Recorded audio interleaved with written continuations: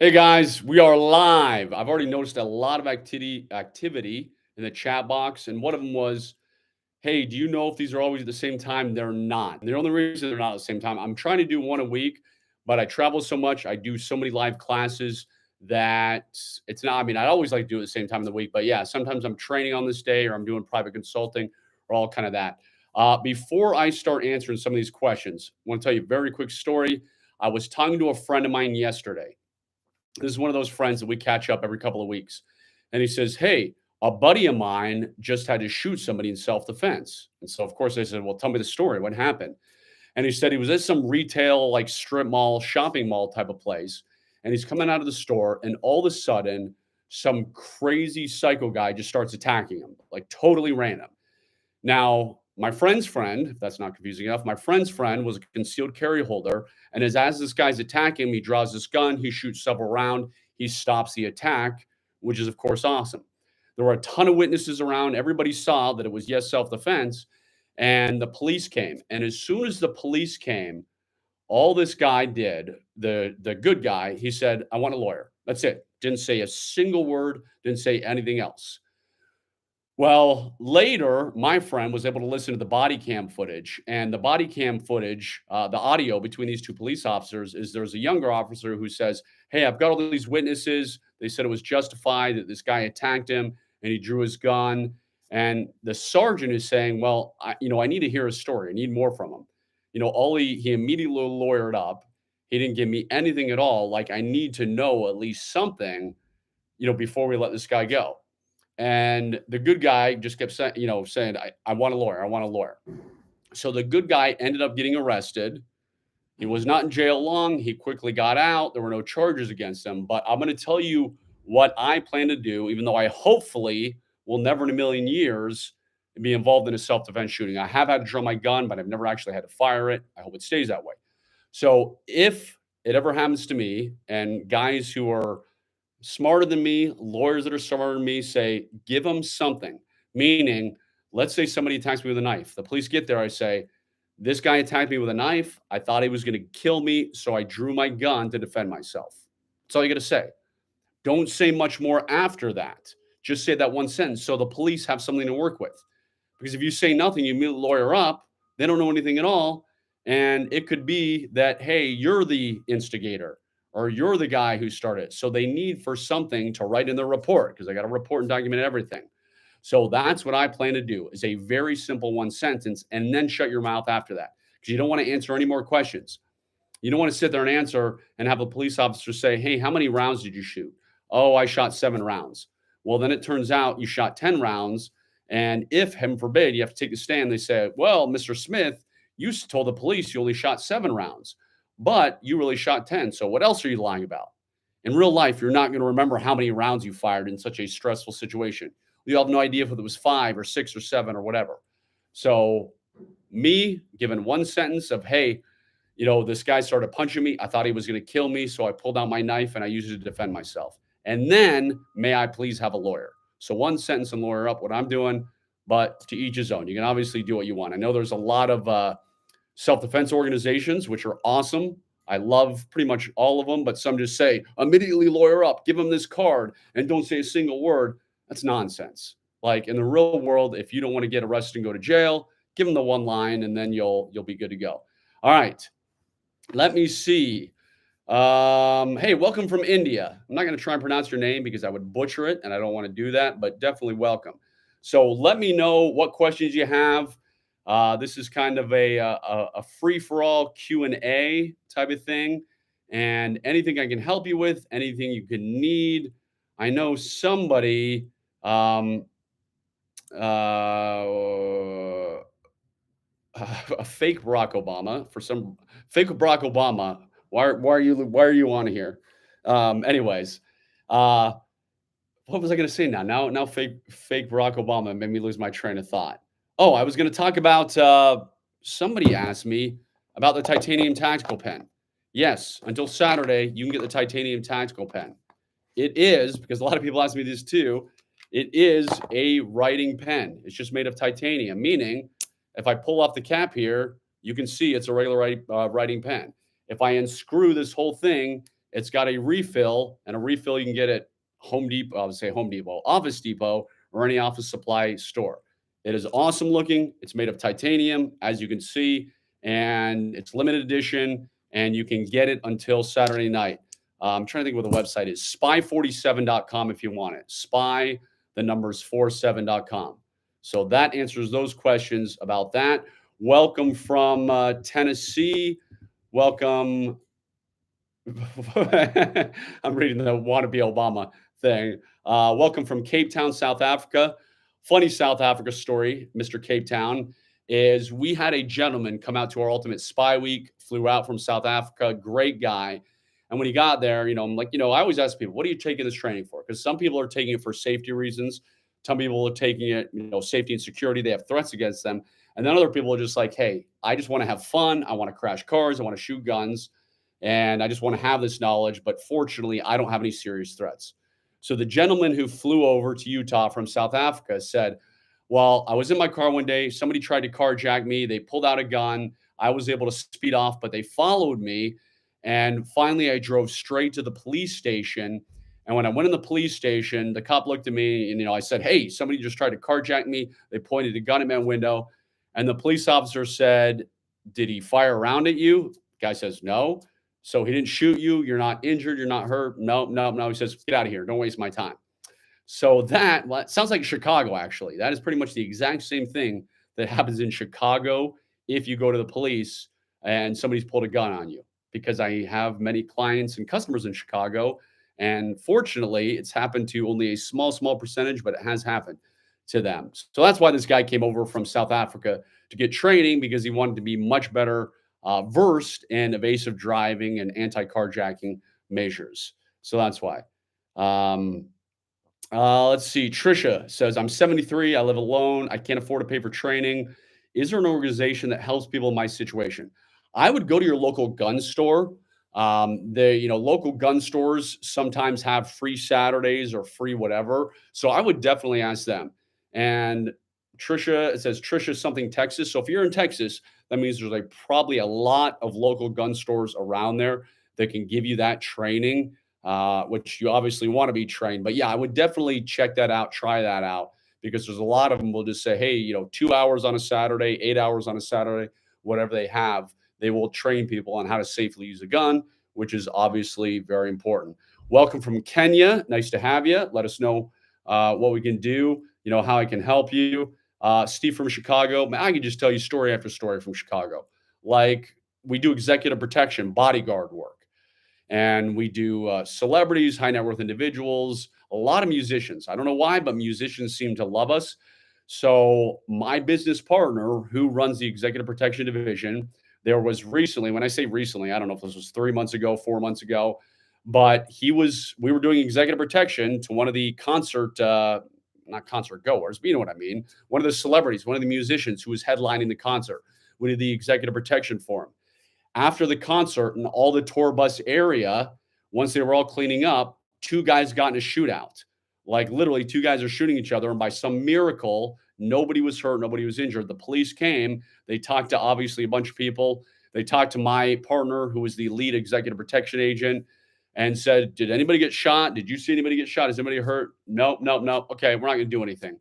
And my buddy was like, seriously, you're not going to do anything? He says, well, why would we waste our time doing the paperwork? If we find them and arrest them, they're just going to be out on the streets 4 hours later. So it's a waste of our time. And that is what happens in Chicago's and a lot of these big cities, which is why you need self-defense training, which is why you should carry a gun if you're legally allowed to. Because as we know, the cops aren't there to save you. The cops are there to clean up the mess afterwards. And in Chicago, they're probably not even going to clean up the mess afterwards. So don't waste your time. Let's see. What kind of training do spies get? Well, all kinds of training. Spies get evasive driving training.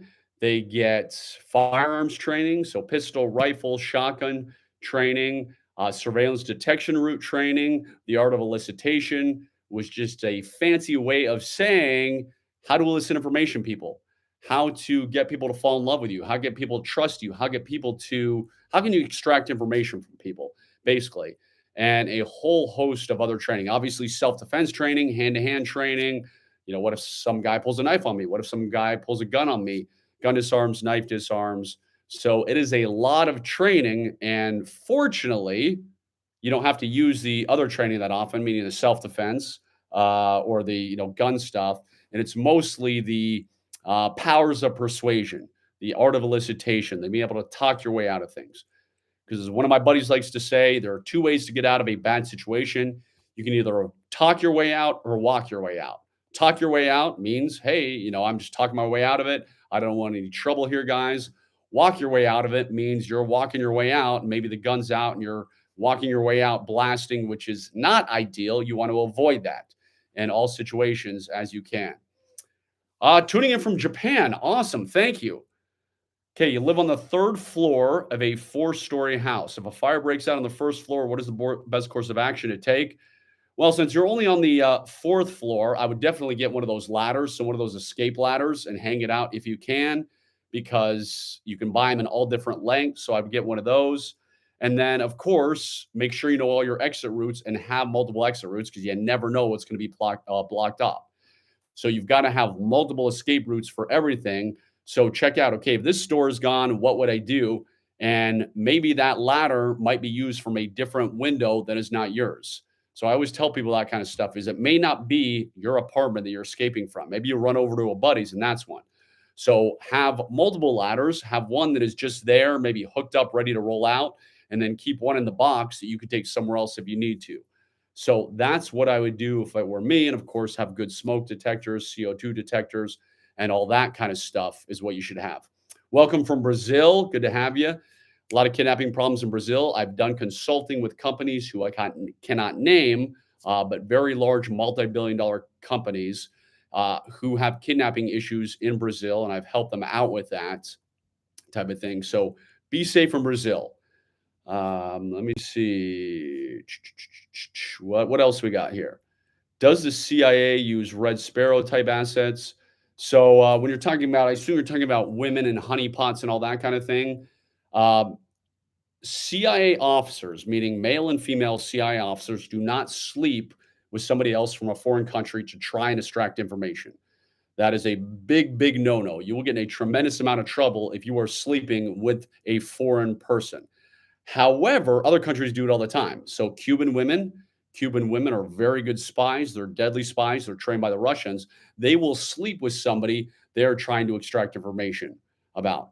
Now, if the US government wants to use a woman, well, how do I say this? They're going to outsource it, meaning it's going to be a third party, meaning it's not going to be, it's going to be, arm's length distance. So not anybody who's a US citizen, but maybe a guy pays a local prostitute in that area to go seduce that guy and do something. Just guessing, maybe. I don't know. What do I know, right? So that is how women, because we all know that men are idiots and women are able to seduce them very easily. It's never going to change. So if you go overseas, don't be one of those men idiots, because I've been approached by those women more than once overseas. And of course, I'm like, thanks, but no thanks, because I'm not a knucklehead and it's never going to lead someplace good. Hong Kong, welcome to have you, Peter. Peter asked me about Mike Glover's prepared book. I know of Mike Glover. I don't know him personally. Everybody told me he's great, very squared away, very knowledgeable. I have not read the book, so I assume if it's coming from him, it's a great book. So I would probably get it. I see no reason why not to. I gotta slow down. I get too excited when I do this. I speak too fast, but guess what? It is what it is. I don't care. Can I show you my knife collection? Yes, it is not. It's in another room, and it would take me 10 years. You can see some of behind me. If I can point, try and get my finger. This is going to take me 10 years. Go up finger. There we go. Some of it is there. Maybe I'll go back there and buy. I'll show you the most expensive knife I ever purchased. And is it back there? No, it's not there. Yes, it is. This is one of them. Here it is. I'll open up my kit. Hope everything doesn't fall off. So I am a knife junkie, and I have a million knives. This is the most expensive knife I ever got. It's by a custom knife maker. I want to say this knife cost me $2,300. Yes, $2,300. I know I'm absolutely insane. I need my head examined, but it is a beautiful Damascus flip knife, and it sits in there, and it cost me a heck of a lot of money type of thing. So I have knives ranging from $50, $100, $500, and this. So yeah, I love knives. I My kids one day, unless I have liberal kids, which I better not, but I've got 6 kids. Number seven's on the way. So the odds are stacked against me that one of them is going to be a liberal. But anyways, they will get an awesome knife collection because yeah, I love knives and I always collect them. And if anybody, speaking of knives, I'm always looking to invest in or purchase businesses in the survival space that I belong to, but I believe in. So like knife manufacturing companies, knife accessory companies, gun, whatever. And I've purchased 2 businesses, worked out very well because I believed in their product. I love what they did. So if you know of anybody who's looking to sell a knife company, I'm looking to purchase a knife company. And of course, I would have to believe in it. I would have to test their products. I would have to make sure it's something that I would want to use for my own self defense and that I would want to endorse. So let me know. Um, what do I think of the Tactical and Rifleman YouTube channel? Awesome. Great stuff. Great guys. I should cooperate with them in the future because I know some of those guys who do that. Great, yeah, great people, very knowledgeable, awesome military backgrounds. So squared away guys. So yes, I would check it out. Spirit Wolf says, Jason, is the CIA concerned about you giving all this information out? I am very, very careful about what I say. I would never give anything away classified. For all the books I've written, anytime I write a book, I have to send it to the agency and they redact pages and tell me what I'm allowed to say and what I'm not allowed to say. So by this time, I pretty much know because I've written, what is it, over 10 books, 12 books? I've written enough books that I know what I'm allowed to say. I know what the agency takes out. So yeah, I would never give anything like sources and methods are what's important. So I would never say, and of course I'm totally making this up, like, hey, one time I was in Cuba and I met with his source and his name was John Smith and he lived at 123 Main Street. And the way we communicated was dead drops. And I put the dead drop under the park bench at 123 Fifth Avenue. I mean, I would never do any kind of that stuff.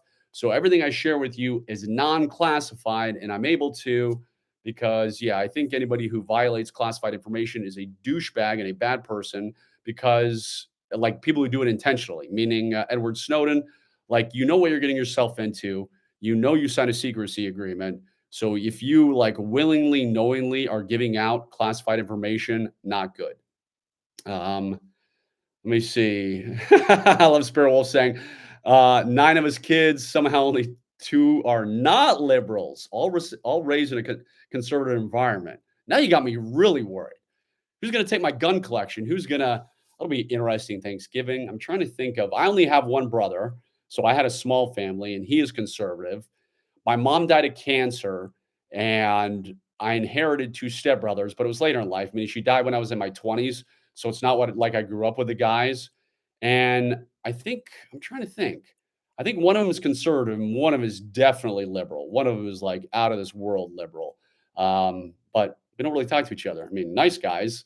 If we see each other, we get along. But yeah, it was we met later in life. Our parents got married later in life. Um, Let's see what else. What do I think of pepper spray for self-defense? Hey, greetings from Holland. Okay, good to have you, Holland. So what do I think about pepper spray for self-defense? It is down on my list. I'll tell you why. So I realize a lot of people from other countries today, Holland, Asia, India, Hong Kong, South Africa. I realize you can't carry guns and knives. Me, my number one source is always going to be a gun and it's going to be a knife. The reason I'm not a huge fan of pepper spray is twofold. It doesn't always work on everybody. So my first job before I joined the CIA was I was a police officer. You get pepper sprayed in the police academy. When I was pepper sprayed, it affected me. I couldn't see anything. It was horrible. My nose is running, snot is coming out like crazy. And it was bad against me, but I knew guys who got pepper sprayed and they wiped their eyes and it weren't bad at all. So not everybody is totally affected by pepper spray. The other reason, of course, is what if you point it at yourself? What if you're grabbing it out of your purse in an emergency and accidentally spray yourself and you are affected? Or maybe it's windy and gets back to you. So yes, it is definitely better than nothing. But it is not my favorite way. I mean, I would say gun, knife, tactical pen. Don't forget our titanium tactical pen here. What was the website again? Now I got to spy47.com. Anyway, I would go gun, knife, tactical pen, and then pepper spray, and those order of my choices. And actually, stun gun flashlights. I love stun gun flashlights. I would also put that ahead of pepper spray. So if you are in a country or city, because where is it? Like Baltimore City, Maryland, stun gun flashlights are illegal, of course, where you need it most. So I love those things too. Um, Let's see what else here.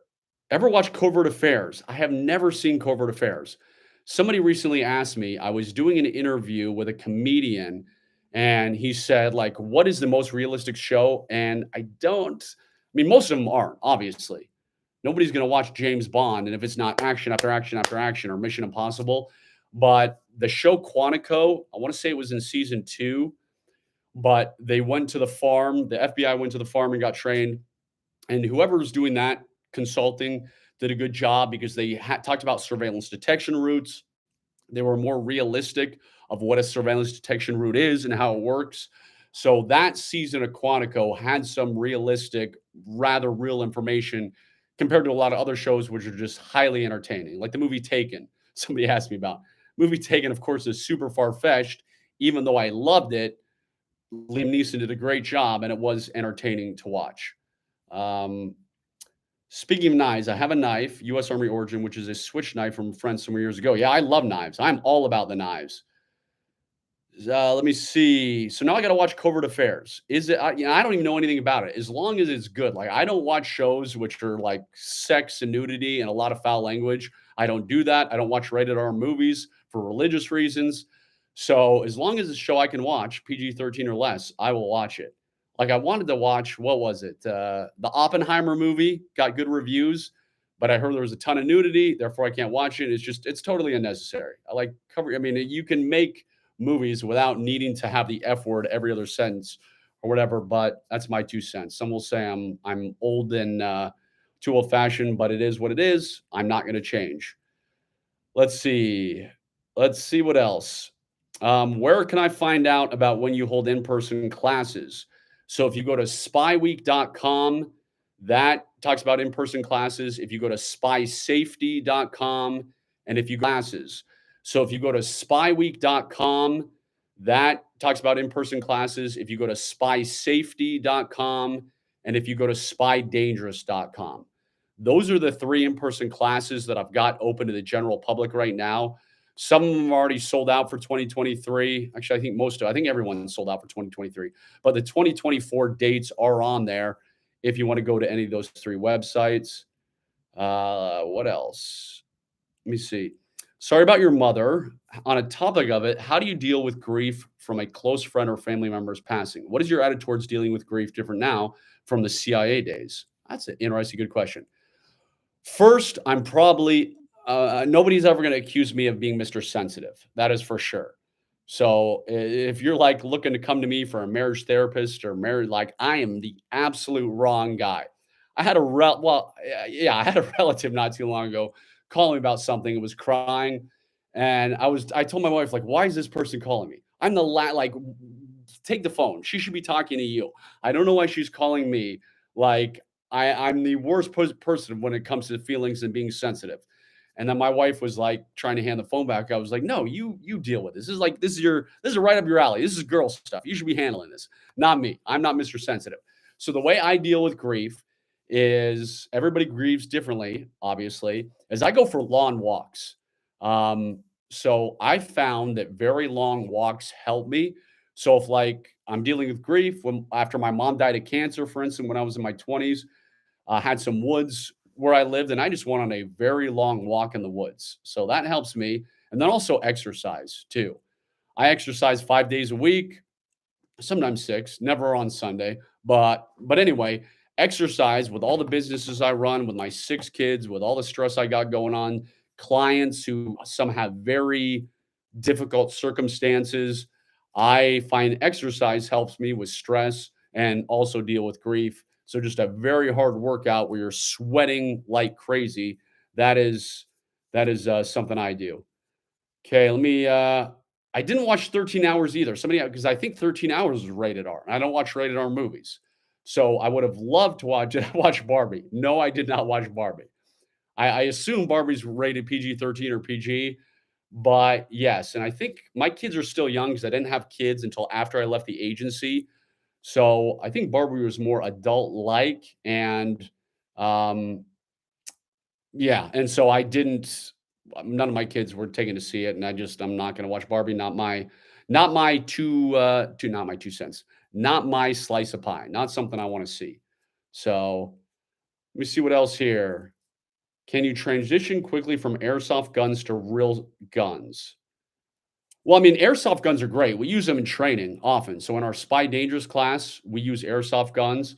Airsoft guns are great because I know people. Who was I just talking to? A guy who in another country. Oh, we had a guy from Germany fly out from Germany to take our spy dangerous class, and we were talking about guns, and he said he could have airsoft, but not any other kind of real gun. So if that's all you can do, training, it builds muscle memory, dry fire on it, builds learning how to pull the trigger straight and all that. The only difference, of course, is that they don't fire, meaning the recoil. You don't get the recoil from it. But I still love airsoft guns. I still think they're great training. Alan B says, once an Eagle Scout, always an Eagle Scout. Yes, Alan, I'm an Eagle Scout. Of course, sadly, these days, being an Eagle Scout is not what it meant to be because of all the nonsense that the Boy Scouts of America did, and caving to woke ideology. Not sticking to their guns and not sticking to good tradition. So yes, that is why. So I'm a member of the Church of Jesus Christ of Latter Day Saints. We were once the largest, I want to say provider, but our religion had more people enrolled in Boy Scouts than anybody else in the world. And then once the Scouts started doing all their nonsense, we dropped out. And of course, now you hear about they had to file bankruptcy. They had all those uh, what's the word I'm looking for? You know what word I'm looking for? Sexual assault charges and whatnot. So yeah, the Boy Scouts of America has had a huge fall, unfortunately, even though I love scouting. It was great growing up. I love the outdoors, went on a ton of campouts. Let me see what else we got going here. I know we got a lot of questions, and I'm trying to scan and go by here and get as many as I could. Let me see. Lily says, my question, could you do a video on how to disarm a firearm to the back when the guy is using two arms to hold the gun? So it's actually the same. If you go watch some of my YouTube videos where I show how to do it from behind the back, you're still swimming up under the arm. And it really, yeah, you're still smashing him. And not a whole lot changes, but yes, I should write that down. Let me see if I can copy and paste in here. I don't even know if I can't copy and paste. So I have copied and pasted that. We will do a video on it. I'm going to bring up my Word document where I keep up all my notes and put it at the bottom there. So yes, let me do that because that is something we can easily do. 11 Bravo says, I want to know what other ways to better my chances to getting an agency job. I am studying cybersecurity and I'm a former U.S. Army sergeant. Here's the trick. The most important thing in the world is getting your top secret security clearance. So I had my TSSCI with lifestyle polygraph. Get your top secret security clearance anywhere you can. And what I always tell people is there's a million government agencies who offer top secret security clearances. There's a lot of intelligence agencies besides the CIA. So there's the DIA, Defense Intelligence Agency, NRO. There's the NSA, NGA, which is National Geospatial Agency. There's satellite mapping guys. All those you can get your top secret security clearance, and then you can do a lateral transfer to the CIA. So I knew several guys that started in those various agencies, such as the NGA. And once they had their TSSCI with Lifestyle Poly, they were able to eventually transition over to the agency. So that is one of the ways that you can do it. And that is one of the ways to do it. Somebody says scouting died when they let in the three G's: the girls, the gays, and the godless. That's funny. So I remember when they started letting girls in the Boy Scouts, which was, of course, absolute nonsense. The Girl Scouts were all mad because they were like, hey, we have the Girl Scouts. Now you're trying to take away girls in your organization. Like, don't do that. So, yes, the Girl Scouts were not happy when the knucklehead Boy Scouts started accepting girls because it hurt their membership and it hurt them, type of thing. How was my upbringing? Okay, that's a good question. How was my upbringing? How would you raise your children the same way? Or are there other important lessons you want to teach them? So my upbringing, I was born and raised just right outside of Washington, D.C., a few miles. My mom was a school teacher. My dad was an entrepreneur who owned his own business, a computer business. And I want to say I had a wonderful, good traditional type of upbringing. My dad worked me hard. Besides owning a computer business, he did some property management, which means like all the time, and I hated it. And when I tell you I hated it. I was vacuuming buildings, I was taking out trash, I was changing light bulbs, I was mowing lawns, I was spreading mulch. I mean, those were my weekends. Well, not weekends because we didn't work on Sunday, but Saturday and often after school. So I worked like crazy. So my upbringing, again, I'm very blessed. I would say traditional, good parents, nothing to complain about. I didn't have any. It seems like everybody these days has some childhood trauma. And I realize some people legitimately had bad childhoods and trauma. But of course, now people just want to, make excuses and feel sorry for themselves. And everything is trauma. My mom looked at me wrong, trauma. But no, I don't, I had a good childhood. And so when I'm raising my kids, my wife and I are doing the same thing, meaning they have to work hard, they're mowing lawns, they're doing chores, they're taking out the trash. If they want money, they can earn it and they can spend their money when we take them to Walmart or whatever. They want a video game for their Nintendo Switch. Okay, well, you got to earn it. We're obviously raising them in a religious environment. We go to church every Sunday. Every single night, we say family prayers and we talk about something from the scriptures about, hey, Heavenly Father wants us to do this, meaning he wants us to do service or he wants us to treat people right. So we had to go do a bunch of cleaning for somebody the other day, and my kids are young, so of course they're complaining about it. Totally understand. And I said, remember, it's good to do service. It's good to help people. So that is how I'm raising my kids in a Christian environment with a lot of hard work, no excuses. Don't whine to me. I hear way too much whining in my household, and I tell them that. And I've got a 2-year old. He can whine. He's 2. He doesn't know any better. But my 5 and 6-year-old, no, no, no, that doesn't work with me. When they try and whine to me, I'm like, no, no, no, no. You're barking up the wrong tree. When you pretend whine, go out there and take out the trash. Go out there and feed the chickens. Go out there and change the water on the chickens. So they will work hard. They will know what to do, the right thing to do. They will know to treat people right. They will know about our Christian faith and to be good Christians. And we'll do all that. But of course, once they become adults, they can make their own choices. And people don't always make the right choices. So um, let me see what else I'm going here. I've got about 5 minutes left before I got to run, guys. So I'll try and do a few more of these. Somebody asked, do spies get climbing training? I did not, but I'm sure for certain things like the paramilitary guys. So paramilitary guys, a lot of them are former Navy SEALs, former Delta Force. They come over to the agency to the paramilitary stuff. I imagine they do, but I did not. So yes, besides going to some like fun center with the kids and doing one of those rock walls, I have zero climbing training, zero climbing knowledge. Uh, so yeah, I don't know anything about climbing besides don't fall and have a good rope. Let me see. How would you describe your CIA colleagues' personalities? Well, you're type A. Most of your type A. You're used to hard work. You are creative, meaning you're used to improvising. So you're resourceful people and you're able to communicate. You're social because you've got to be able to talk to people. You got to be able to elicit information type of thing.